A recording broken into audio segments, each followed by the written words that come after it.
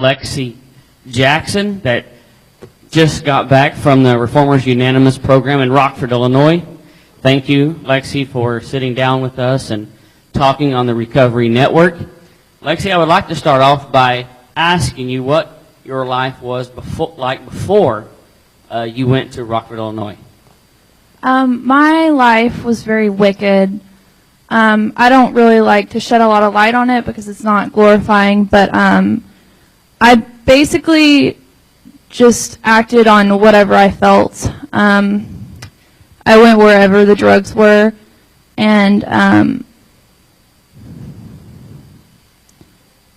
I did a lot of wrong. I was very manipulative and very deceitful and unhappy, just very lonely, very scared.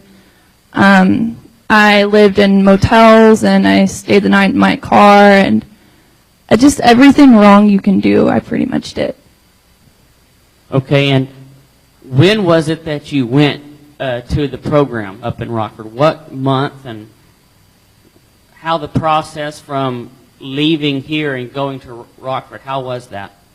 It was very different. It was September the 8th, and it wasn't by my own will.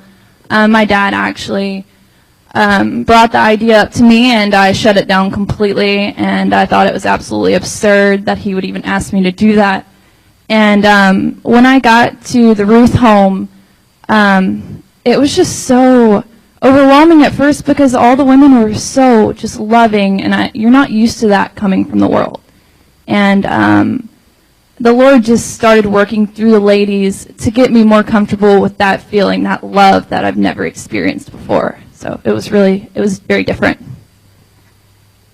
So going to Rockford, it was quite a change.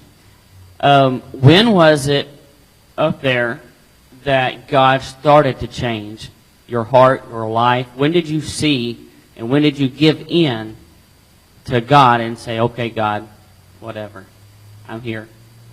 Well, it was about 3 months into my program. It was 4 a.m. and I was sitting in the kitchen. And it was a Saturday morning, and I was doing my daily devotions. And he gave me my life verse, which is Isaiah 60:19. And it just completely changed my whole program. And it says, I'm sorry. I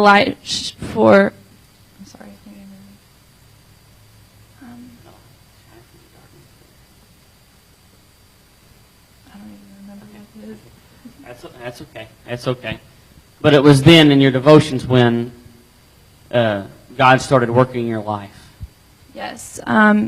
He just really spoke to me like I've never heard his voice before. It was like unlike anything I've ever experienced. It was so real to me in that moment when he showed me my life verse, and I knew it from then on. My entire program changed for the better, and I just realized that I really had to give my life to him, that there was no other way, that I couldn't make good decisions on my own, and that I just needed to yield completely. And from then out, it was awesome.